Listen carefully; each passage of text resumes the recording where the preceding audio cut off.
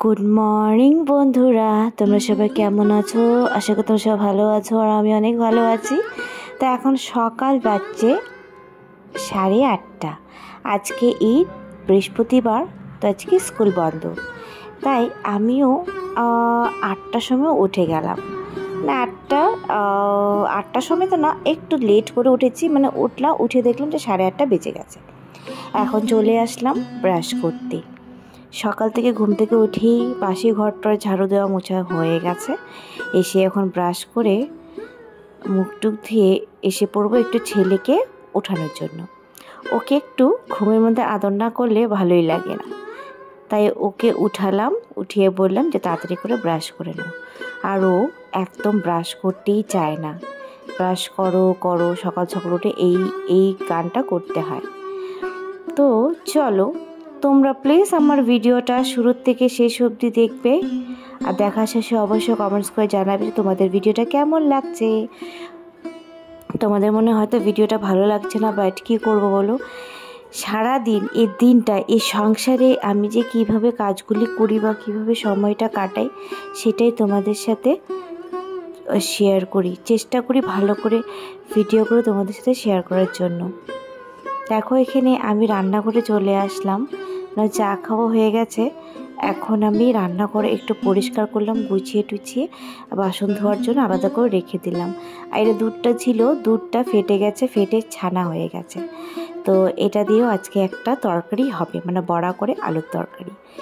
এখানে আমি রুমগুলি এক এক করে, মানে চেয়ারগুলি ভালো করে ঢেকে সুন্দর করে গুছিয়ে রেখে দেবো, প্রত্যেকটা চেয়ার। দেখো, আর এই সোফাগুলো না ছিঁড়ে গেছে, এগুলোকে আমরা খুব শীঘ্রই বানাবো। কমপ্লিট করার সাথে তোমাদের সাথেও এটা শেয়ার করব, ঠিক আছে? তো যেভাবে দিনগুলি কাটাচ্ছি বা যেভাবে থাকছি, কিভাবে মানে সংসার করছি, সেটাই তোমাদের সাথে আমি শেয়ার করছি। তো এখানে দেখো, আমি হাতে একটু প্যাক লাগিয়েছি। কি লাগিয়েছি? আটা আর দুধ। মানে হাতটা এত ট্যান পড়ে গেছে, ট্যান না, আমি তো বললাম যে আমার স্কিন প্রবলেম আছে, মানে বহু বছর ধরে আমার এই স্কিন প্রবলেমটা ডাক্তার দেখেও আমি শেষ করতে পারছি না, ঠিক আছে? তো তার জন্য আমি একটু, যত এখন চুলকানিটা বন্ধ হয়েছে, তাই আমি লাগিয়ে নিলাম এই দাগগুলি উঠানোর জন্য দুধ আর আটা। তার সাথে সাথে আমি একটু স্কিন কেয়ারও করে নেব। যত গরম পড়ে গেছে, তার মানে স্কিনে একদম ময়লা জমে মানে যাচ্ছে, তো ভাবলাম একটু স্কিন কেয়ার করে নিই। তো আমি এখানে টমেটো আর একটু সুগারের পাউডার নিয়ে ভালো করে স্ক্রাব করে নেব, যাতে নোংরাগুলি বেরিয়ে যায়। অনেক দিন ধরে স্কিন কেয়ার করা হচ্ছে না, তাই ভাবলাম না একটু স্কিন কেয়ারটা করেই নিই। এবার যখন আমি টক দইটা ব্যবহার করি না, আমাকে স্যুট করে না, আমার পিম্পলস উঠে যায়, তার টক দইটা আমি ব্যবহার করি না। হয়তো টমেটো, দুধ, বেসন দিয়ে আমি অ্যাপ্লাই করে রেখে দিই, ওইটাই কিন্তু স্যুট করে। আর ড্রাই স্কিন তো, আর বেসনটা, মুলতানি মিঠিটা কী হয়, ড্রাই স্কিনে লাগালে পরে আরও ড্রাই হয়ে যায়, তার জন্য হালকা দুধ আর টমেটো মিক্স করে লাগালে কিন্তু কিছুই হয় না। বেশিক্ষণ 5 মিনিটে বেশি না রাখলেও চলবে, তাহলে কী হবে, ওটা টানা শুরু করে দেয়, শুকানোর পর দেবে কেমন টানা টানা ভাব হয়ে যায়। তাই এটাকে 5 মিনিট রেখে ধুয়ে মানে ওয়াশ করে নিলে ভালো হয়। আমি কটনের কাপড় দিয়ে রাফ করে নিলাম। তো এখানে দেখো, আমি স্ক্রাব করে চলে গেছিলাম স্নান করে এসে এখন আমি বিছানাগুলি তুলবো। বাসি বিছানা তোলাই হয়নি, কী করব বলো, আমার স্নানটা করাটা খুব দরকার ছিল, তাই আমি আগে স্নান করে কাপড় টাপড় ধুয়ে রেখে দিয়েছি। বিছানাটা উঠিয়ে আমি চলে যাব কাপড় মেলতে ছাদে। তো এখানে দেখো, আমি সুন্দর করে বিছানাটা ভালো করে গুছিয়ে নেব। দেখো, তো আমাদের ভিডিওটা কেমন লাগছে বা আমি কীভাবে বানাচ্ছি, সেটা যদি তোমরা কমেন্টস করে না জানো, তাহলে কীভাবে বুঝবো যে আমার ভিডিওটা ভালো হচ্ছে না খারাপ। মানে এখন তো না, একদম এনার্জি পাই না ভিডিও করার জন্য, সাপোর্টও পাচ্ছি না তেমন একটা, ভিউজও কম আসে, আর সাবস্ক্রাইবারও বাড়ে না। তাতে কি হয়, আমার মনটা না পুরো খারাপ হয়ে যায়। আগের মানে কি বলবো, মানে সত্যি মনটা সত্যি খারাপ হয়ে যায়, ভালো লাগে না যে তোমাদের জন্য এত কষ্ট করে যে ভিডিওগুলি বানাই, সেটাতে কোনো ভালো রেসপন্সও আসে না।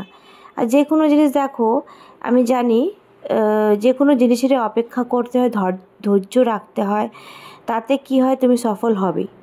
কিন্তু আমাদের মনে হচ্ছে যে আমাদের বয়স হয়ে যাচ্ছে, আর তার সাথে সাথে বাচ্চারা বড় হয়ে যাচ্ছে, আর তার সাথে সাথে আমাদের সময়টা বের হয়ে যাচ্ছে। কী যে করব সত্যি বুঝে পাচ্ছি না। যাই হোক, এই কয়দিন ধরে তো ফুল ভিডিও আপলোডই করতে পারছি না, এত প্রবলেম হচ্ছে। এক তো শরীরটাও এখন ভালো থাকে না, একদম মানে আলসির দিন না। আমি রান্নাবান্না করতে কাজ করতে কিন্তু আমি একটুকুও আলসি করি না। কেন কি কাজকর্ম বউদের করতেই হবে, বাড়ির বউ। এখানে শাশুড়ি কাজ করছে, বউ বসে আছে, কেমন লাগে তাই না? কিন্তু ঠিকঠাক করে যদি না করি তাহলে কিন্তু ভালো লাগে না।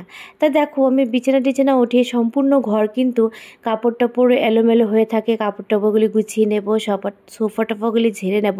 তো দেখতেই পারছো সব কিছু গোছানোই আছে, তাও এখানে কিছু কিছু জিনিস আছে যেটা মানে পরিষ্কার করা খুবই দরকার। তো এখানে প্রত্যেকটা জিনিস পরিষ্কার করে ভালো করে এখন আমি চলে যাব ছাদে, ফ্যানটা অফ করে দেব, ছাদে গিয়ে কাপড়গুলি মেলে দেব। আর এখন যা রোদ, যা হাওয়া বাতাস দিচ্ছে, মানে কি বলবো, ছাদে আসতে ইচ্ছা করে না রোদে। তো এখানে দেখো আমার যে ছাদে যে ভাড়া থাকে, মানে আমার একটা বোনের বর, তো ওরা আমার সাথে গল্প করছিল, একটুই আড্ডা মারছিল। তাই আমার একটু হাসি পাচ্ছিল। ভালোই লাগে ওরা থাকাতে, না সত্যি টাইমটা কেটে যায়, ভালো লাগে। ওরাও খুব ভালো, সত্যি ভালো লাগে। তো এখানে দেখো আমি প্রত্যেকটা কাপড় আমি মেলে নেব ভালো করে।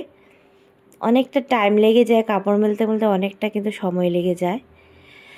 তো এখানে আমরা গল্পও করছি, প্লাস কাপড়ও আমি এখানে মেলে দিচ্ছি।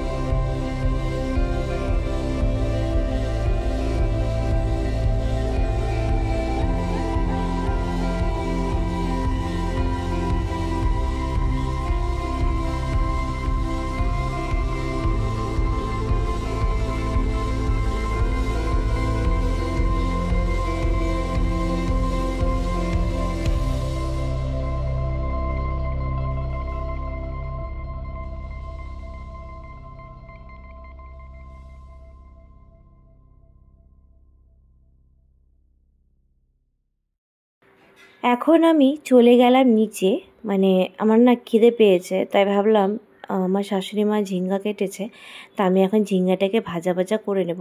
কিছু বাসন আছে আর কিছু জিনিস আছে যে আমি তো নোংরা একদম পছন্দ করি না, তাই ভাবলাম আগে একটু নিট অ্যান্ড ক্লিন করে তারপরে বড় কড়াইটা বসিয়ে আমি ঝিঙ্গাটা ভাজা ভাজা করে নেব, তাহলে ওইটাতে খেতে পারবো।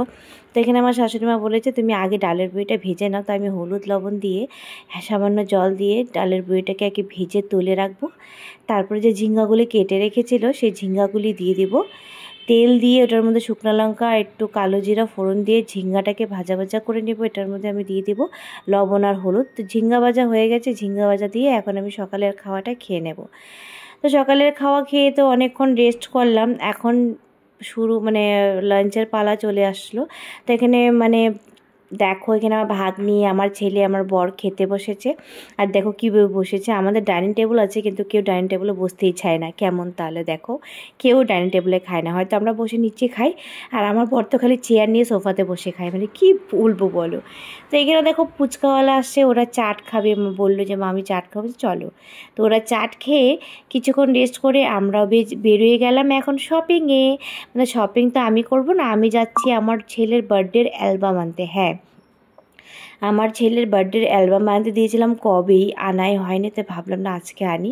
তা আমার ননদের মেয়েও না আজকে ওরা শপিং করবে বাচ্চাদের জন্য, পয়লা বৈশাখ নিউ ইয়ারের জন্য শপিং করবে। তো বাজারে গিয়ে দেখি প্রচুর পরিমাণে ভিড় ভালোই হয়েছে এখানে, মানে এত ভিড় কি বলবো, ভালোই লাগলো। তো শপিং করে নিয়েছি। কি শপিং করেছি সেটা হয়তো তোমাদের সাথে শেয়ার করিনি, অবশ্য নেক্সট ব্লগে শেয়ার করব। তো এখানে দেখো মার্কেটে এসে মানে যা ভিড়, হাঁটাই যাচ্ছিল না।